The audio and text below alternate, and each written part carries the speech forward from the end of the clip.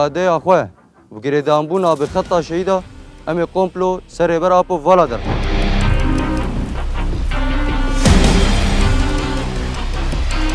نحن كأبناء المكون العربي في صفوف وحدات حماية المرأة نؤكد بإدانتنا الشديدة للمؤامرة الدولية ضد القائد عبد الله أوجلان، وبنضالنا سنستمر بالمقاومة.